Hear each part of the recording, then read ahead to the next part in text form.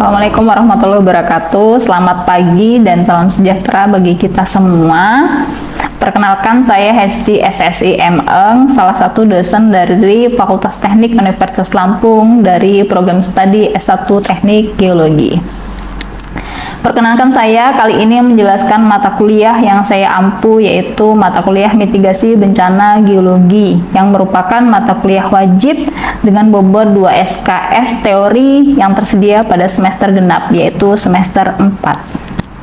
Adapun capaian pembelajaran mata kuliah ini adalah yang pertama, mahasiswa mampu menjelaskan konsep-konsep dasar bencana geologi dan mampu menerapkan konsep mitigasi bencana untuk meminimalisir resiko yang terjadi dalam sebuah bencana geologi serta dapat diterapkan dalam kehidupan bermasyarakat. Yang kedua, mampu menerapkan mitigasi bencana mencakup perencanaan dan pelaksanaan tindakan untuk mengurangi risiko dampak dari suatu bencana yang dilakukan sebelum bencana itu terjadi, termasuk kesiapan dan tindakan pengurangan risiko jangka panjang. Kemudian yang ketiga, terbentuknya generasi tanggap bencana geologi dimulai dari lingkungan pendidikan kampus dan kemudian bisa menerapkan pada lingkungan hidup. Adapun materi pembelajaran pada MK ini adalah yang pertama konsep mitigasi bencana geologi, yang kedua mitigasi berbasis komunitas, yang ketiga manajemen bencana, yang keempat hazard, resiko, dan perencanaan tata guna lahan, yang kelima mitigasi bencana gunung api, yang keenam mitigasi bencana gempa bumi, ketujuh mitigasi bencana longsoran, mitigasi bencana erosi, mitigasi bencana banjir, dan mitigasi bencana tsunami. Mata kuliah ini menggunakan metode pembelajaran blended learning, yaitu metode pembelajaran yang dilakukan secara sinkronus dan asinkronus, dengan pembelajaran bermedia teknologi untuk memberi peluang pada mahasiswa agar belajar secara mandiri, bermanfaat, dan terus berkembang. Metode sinkronus yaitu metode dengan tatap muka langsung, dan asinkronus yaitu mandiri, kolaboratif, berbasis LSM dengan virtual V-Class Unila, serta project based learning, yaitu merancang penelitian ilmiah dengan menggunakan metode yang sesuai dan menghasilkan artikel ilmiah. Pengumpulan tugas, kuis, ujian dilakukan melalui laman V-Class Universitas Lampung. Walaupun pelaksanaan kuliahan dilakukan secara tatap muka, secara langsung, hal tersebut dilakukan agar semua proses pelaksanaan hingga penilaian dilakukan secara transparan dan memanfaatkan teknologi. Teknik penilaian mata kuliah ini terdiri dari observasi, partisipasi, dan unjuk kerja dan tes tertulis. Sedangkan sistem penilaian untuk mata kuliah ini terbagi menjadi 3, yaitu aktivitas partisipatif, yang kedua hasil proyek, dan kemudian yang ketiga kognitif atau pengetahuan. Adapun aktivitas partisipatif adalah 20%, hasil proyek 30%, dan aspek kognitif terdiri dari tugas 20%, kuis 10%, UTS 10%, dan UAS 10%. Sistem penilaian untuk hasil proyek terdiri dari identitas makalah, bagian makalah, sistem makalah, dan lain-lain melingkupi ketepatan, waktu pengumpulan, serta tata tulis. Berikut video hasil rekaman pelaksanaan mata kuliah mitigasi bencana geologi pada pertemuan ke-6. Selamat pagi, Assalamualaikum warahmatullahi wabarakatuh. Waalaikumsalam warahmatullahi wabarakatuh. Baiklah, pada hari ini kita memasuki pertemuan ke-6 ya, pada kuliah mitigasi bencana geologi. Pada pertemuan ke-6 ini kita membahas tentang gempa bumi. Pada pembahasan gempa bumi ada 2 bagian ya, bagian pertama dan juga bagian kedua. Untuk bagian kedua akan disampaikan di pekan ke-7 minggu depan ya. Baiklah, sebelum memasuki materi gempa bumi, ada yang ingin mereview kah misalnya tentang materi yang minggu kemarin kita sudah masuk tentang bencana geologi gunung api ya. Apakah ada yang masih ingat materi yang sudah disampaikan apa? Oh ya, silakan. Izin menjawab. Untuk minggu lalu kami sudah mempelajari tentang bahaya letusan gunung api. Yang mana bahaya letusan gunung api itu ada 2, yaitu bahaya primer dan bahaya sekunder. Untuk bahaya primer itu merupakan dampak langsung dari letusan seperti lava, aliran piroklastik, dan lahar letusan. Kemudian Kemudian untuk bahaya sekunder merupakan dampak yang terjadi setelah letusan gunung api seperti banjir bandang maupun longsor akibat dari letusan gunung api tersebut. Ya, bagus sekali ya. Artinya masih pada ingat ya tentang materi yang kemarin ya. Oke, baiklah. Hari ini kita melanjutkan materi tentang gempa bumi.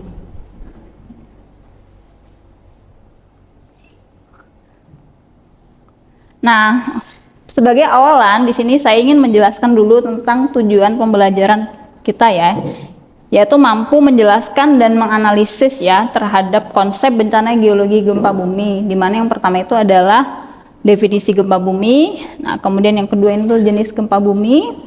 Kemudian yang ketiga itu adalah proses gempa bumi itu seperti apa. Kemudian yang selanjutnya adalah parameter gempa bumi.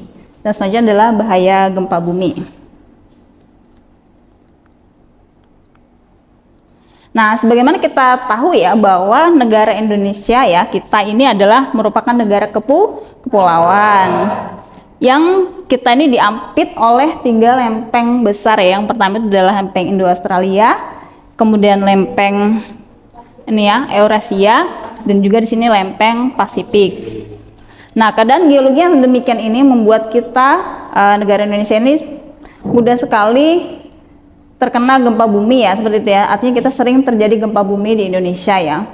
Karena nah walaupun kita sering terjadi gempa, tapi negara kita adalah negara yang kaya ya, karena kita itu punya banyak gunung api. Dimana kalau misalnya punya banyak gunung api, di situ juga punya kekayaan-kekayaan yang lain seperti tanah subur misalnya. Kemudian punya kekayaan mineral yang banyak ya, seperti itu. Jadi di situ ada kelebihan dan juga ada kekurangan ya, seperti itu. Nah, di sini yang pertama itu adalah kita membahas tentang konsep dasar dari gempa bumi itu sendiri. Nah, yang pertama itu adalah dari definisi. Dari definisi gempa bumi itu.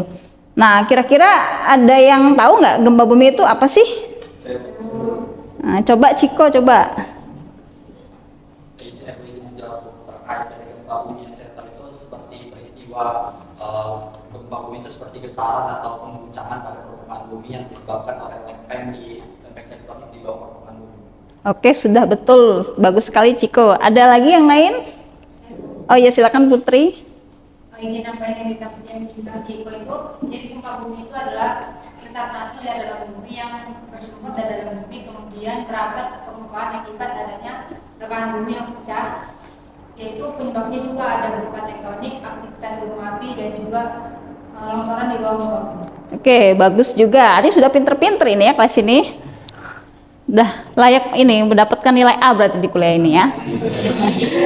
Oke, sekarang mari kita lihat sama-sama ya. Nah, jadi ini perhentian gempa bumi adalah secara umum merupakan getaran atau guncangan yang terjadi di permukaan bumi ya akibat pelepasan energi dari dalam secara tiba-tiba yang menciptakan gelombang seismik.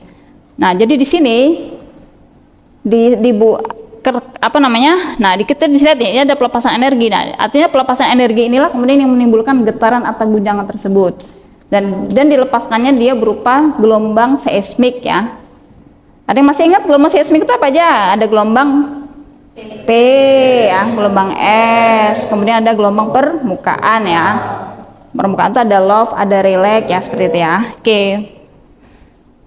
Masih pada ingat berarti kuliah seismologinya nih ya. Oke.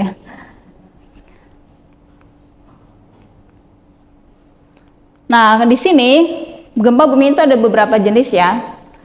Walaupun secara umumnya misalnya di Indonesia itu karena kita terletak di lingkungan tektonik yang cukup kompleks ya, jadi kita sering gempa. Nah, itu mungkin seringnya terjadi karena gempa bumi tektonik.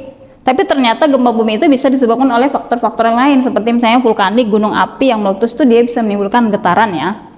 Kemudian juga karena runtuhan tambang misalnya seperti itu juga bisa menimbulkan gempa. Walaupun mungkin secara intensitas itu tidak begitu kuat, mungkin hanya dirasakan oleh orang-orang yang tinggal di sekitar gunung api tersebut atau di sekitar daerah runtuhan ya. Tapi kalau misalnya dia gempa bumi tektonik, dia masuk ke dalam skala yang lebih besar ya. Nah, kemudian berdasarkan kedalaman juga di sini ada gempa dangkal, menengah dan juga dalam. Di mana dangkal itu masuk dalam kedalaman kurang dari 50 km. kemudian menengah itu adalah 50 sampai 300 km ya. Kemudian dalam itu adalah 300 sampai 700 km, atau ada juga menyebutkan lebih dari 300 km ya.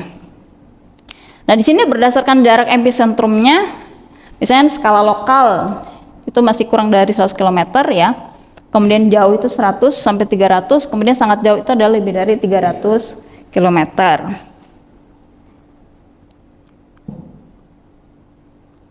Nah, di sini saya ingin perlihatkan bagaimana, karena kita itu di Indonesia seringnya terjadi gempa buminya tektonik ya, yang menimbulkan kerusakan yang besar ya, sampai rumah-rumah roboh dan sebagainya.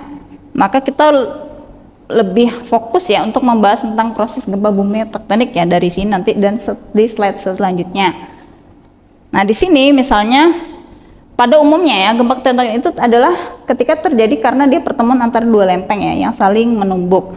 Nah, ini kebetulan adalah zona subduksi ya, antara lempeng samudra dan juga lempeng benua yang saling bertemu.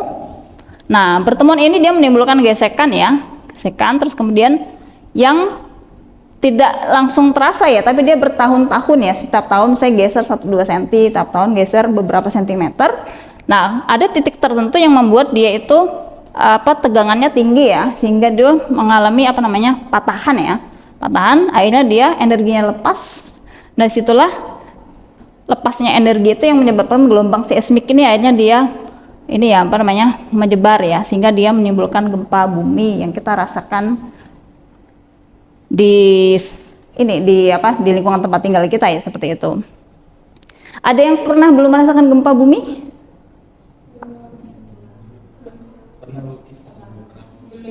Pernah.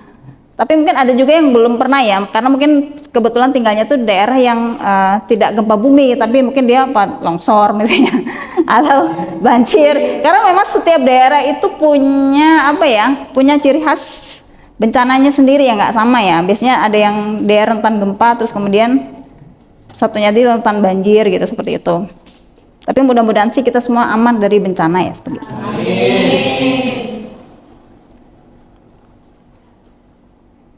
Nah, kemudian karena kita membahas tadi tektonik ya, karena kita tektonik yang kompleks, maka kita berkaitan dengan teori tektonik lempeng.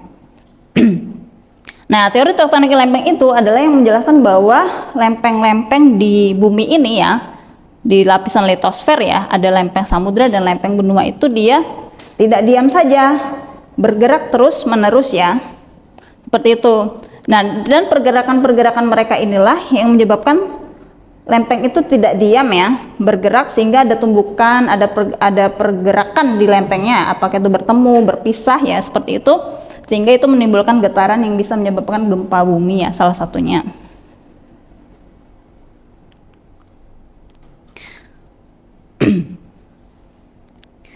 Nah, di sini batas-batas lempeng ya. Nih, daerah tempat lempeng-lempeng itu bertemu disebut batas lempeng ya. Nah, pada batas lempeng kita dapat mengetahui cara bergerak lempeng itu, apakah dia itu saling menumbuk ya, seperti ini di zona subduksi biasanya. Kemudian di sini lempeng itu bisa bergerak saling menjauh. Itu sehingga dia bisa menyebabkan keluar ya mahmanya, membentuk pegunungan begini. Kemudian juga di sini dia bisa saling bergeser ya, menyamping ya, begini. Artinya bahwa antar lempeng itu dia saling bergerak satu sama lain ya, gitu. Intinya di teori tektonik lempeng ini.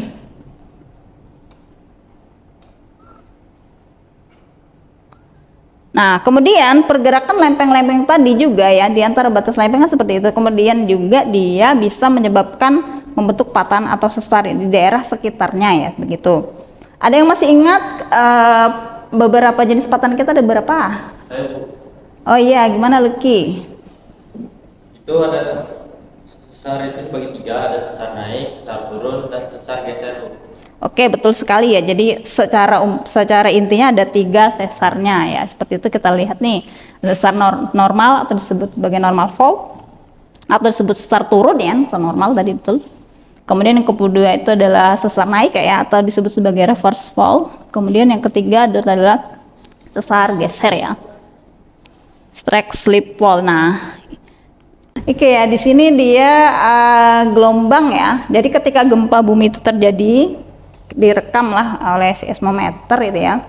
Kita ada gelombang P ya, kemudian gelombang S dan juga gelombang surface atau gelombang permukaan. Dari gambar ini saja, mana yang lebih cepat? Gelombang apa? Gelombang P. Oke, udah pada pintar-pintar. Gelombang yang kedua yang cepat mana? Gelombang S ya. Dan kemudian yang paling lambat adalah gelombang surface yang terakhir muncul ya. Oke, jadi kalau gelombang S dan gelombang P itu disebut gelombang apa dulu? Masih ingat nggak? Gelombang body ya, betul sekali ya John Wesley. Gelombang body atau apa? Tahu gelombang badan ya namanya ya. Oke.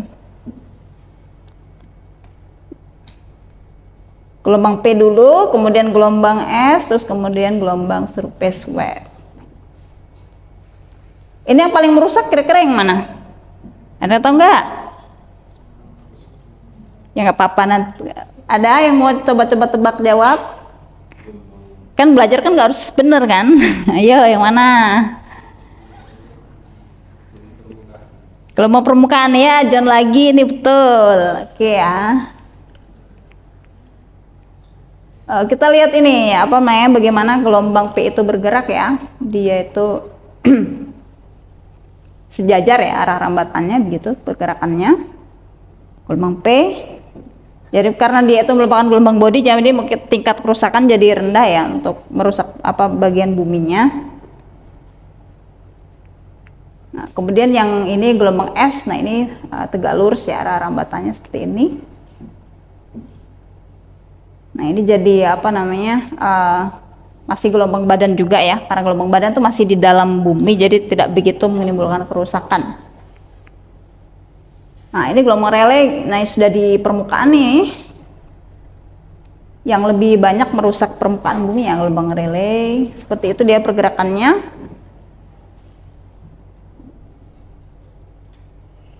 Nah, terus kemudian di sini kita lihat ada gelombang Love ya, gelombang Love.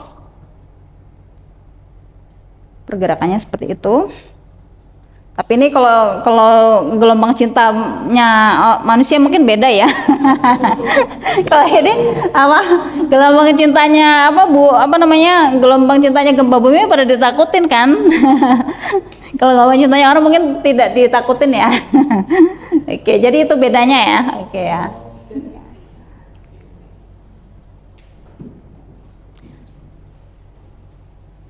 Nah, kita lihat di sini ya pergerakannya seperti itu. Jadi gelombang Love dengan gelombang Rayleigh itu dia berbeda ya. Jadi walaupun sama-sama gelombang permukaan, tapi mereka memiliki jenis pergerakan yang berbeda.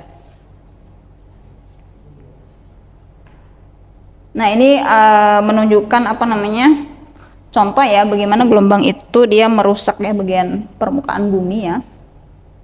Kalau misalnya kecil gelombangnya mungkin tidak ya, tapi kalau ketika dia itu skalanya besar maka dia merusak bagian permukaan bumi ya, karena kan memang batuan itu dia bersifat elastis juga ya, ada yang bersifat elastis seperti itu, lapisan sedimennya itu dia ketika kena gelombang gempa dia bisa bergerak dan dia merusak bangunan atau pohon-pohon yang dia di atasnya ya gitu.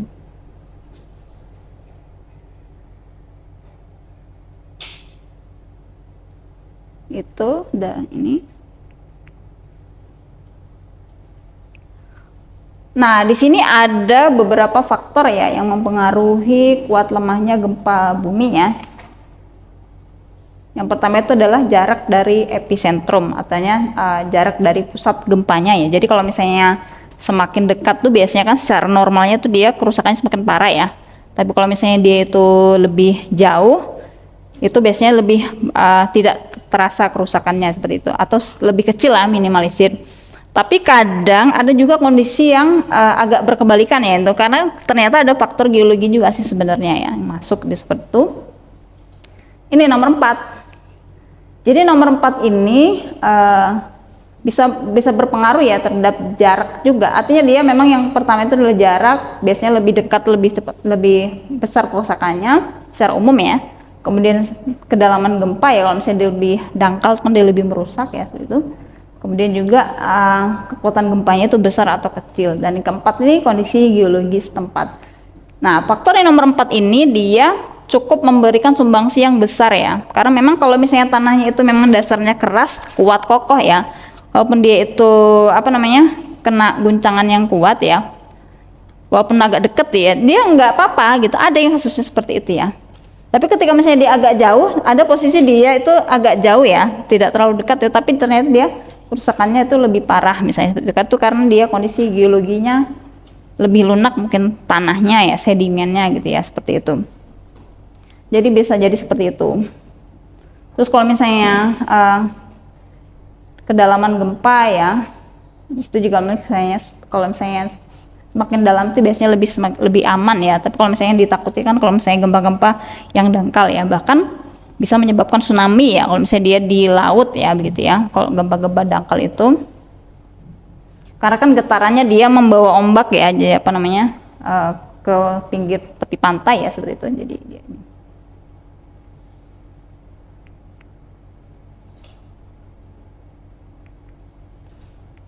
nah di sini secara umum ya, di pengukuran gempa bumi itu kita diukur di dua ya. Yang pertama itu berkaitan dengan intensitas ya. Kemudian yang kedua itu adalah magnitudo. Nah, kalau untuk intensitas sendiri itu biasanya itu berkaitan dengan apa yang kita rasakan, orang lain rasakan. Apakah itu nah ini penilaian kualitatif ya. Dia maksudnya kualitatif karena itu kayak persepsi ya. Jadi saya merasa di sini kuat gitu. Kemudian ada yang sampai ini jam dinding saya itu goyang, nah seperti itu ya. Ada yang sampai di sini retak, artinya dia intensitasnya dirasakan seperti itu menurut orang ya, seperti itu. Nah, sementara kalau di magnitudo ini dia berhubungan dengan energi yang dilepaskan. Nah, ini dia diukur dengan sebuah alat ya, seperti itu ya. Jadi itu bedanya. Jadi kalau misalnya yang dirasakan itu berarti intensitasnya, tapi kalau misalnya magnitudo itu berarti dia berkaitan dengan besarnya di dalam hitungan angka ya, begitu ya.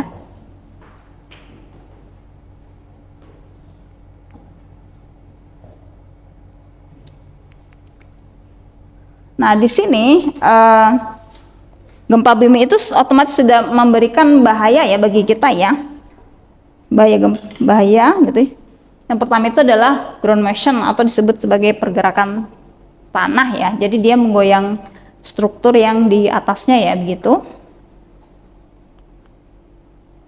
Kemudian yang kedua itu adalah likuifaksi ya. Nah, perubahan ini dia dia mengeluarkan massa fluida ya, sehingga menyebabkan kerusakan di struktur. Jadi dia memang jadi ada di kita ya, di bagian ini ya, bawaan permukaan bumi kita ya, yang itu rentan ya terhadap gempa. Misalnya dia itu dekat akuifer gitu ya, itu apakah mungkin setelah gempa itu terus hujan deras dan sebagainya, terus kemudian di situ kan ada retakan kebetulan, nah itu dia bisa menyebabkan likuifaksi ya.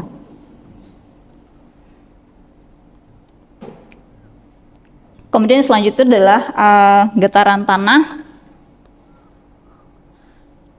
Ini gerakan tanah ya, gerakan tanah dipicu oleh getaran atau goncangan. Jadi tanah bergerak ya, begitu, bisa bergerak begitu. Kemudian yang selanjutnya adalah kebakaran. Nah, jadi memang kebakaran ini merupakan dampak tidak langsung ya, karena biasanya itu ketika gempa bumi terjadi itu adalah kerusakan jaringan listrik, apakah itu tiangnya jatuh dan sebagainya, sehingga itu bisa menimbulkan kebakaran ya.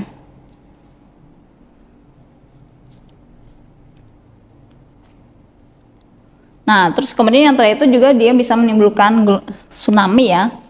Nah, ini gelombang besar ya, yang terjadi di bawah laut. Nah, tapi biasanya tsunami ini terjadi ketika gempa bumi dangkal di laut. Kalau misalnya dia itu posisinya dalam tuh tidak tsunami ya. Tapi kalau misalnya dia sudah gempanya gempa dangkal dan itu dekat dengan pesisir ya, otomatis dia tsunami ya, begitu saya. Bagian pesisirnya terkena air ya dari gelombang tsunami. Oke. Oke, baik ya. Untuk pertemuan hari ini sampai di sini dulu ya, karena kebetulan waktunya sudah habis ya. Sudah habis ya, seperti itu. Dari sini ada sebelum tugas. Ini nanti saja ya. Saya mau ini dulu sedikit mereview ya atau memberikan pertanyaan gitu di akhir gitu seperti itu. Untuk melihat sudah sampai sejauh mana pemahaman konsep dasar gempa bumi ini ya, terutama bagi gempa bumi tektonik yang memang sudah sering kita rasakan gitu. Nah, untuk evaluasi ini coba kira-kira apa misalnya yang untuk gempa bumi tektonik itu proses terjadinya bagaimana dan kaitannya dengan teori tektonik lempeng. Ada yang bisa menjelaskan? John atau Yuni ya? Oke, Yuni gimana Yuni? Oke, Yuni.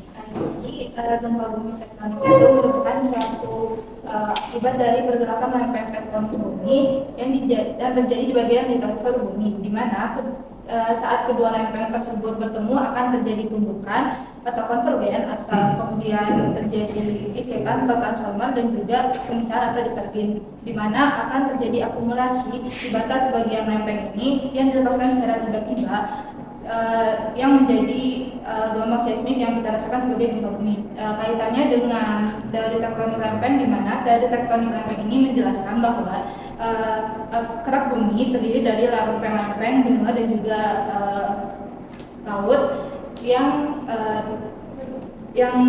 bergerak di atas lapisan mental atau astronosfer, yang kemudian interaksi tersebut kita jadikan penyebab utama dari gempa tektonik.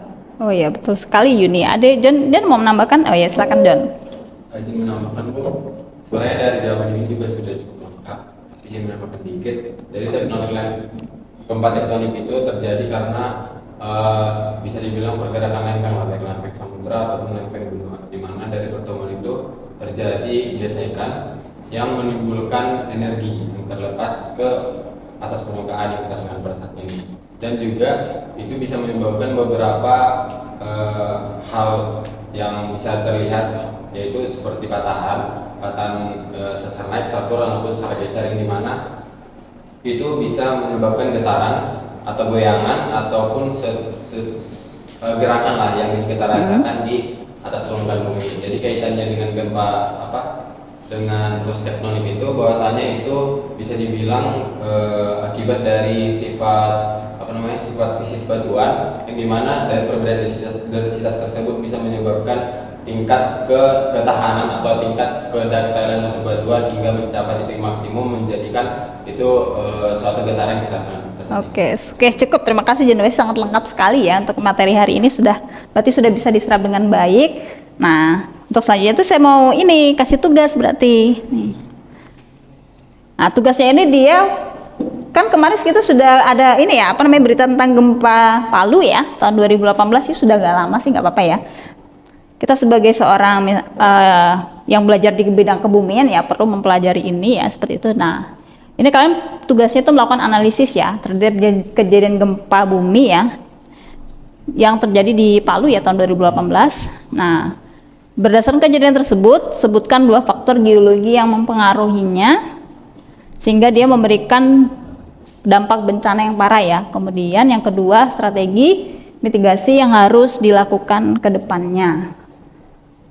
Itu untuk tugasnya. Ini nanti kalian bisa upload di LMS kita ya, di V-Class ya, untuk tugas-tugasnya seperti biasanya. Itu sampai hari Minggu depan ya, sampai Minggu depan sebelum perkuliahan pekan ke-7 itu sudah selesai. Oke, bagaimana? Oke ya? Oke. Baiklah ya, untuk pertemuan pada hari ini ya, pertemuan ke-6 saya tutup dulu. Selamat siang, terima kasih banyak atas perhatiannya. Assalamualaikum warahmatullahi wabarakatuh. Waalaikumsalam warahmatullahi wabarakatuh. Terima kasih Bu. Sama-sama.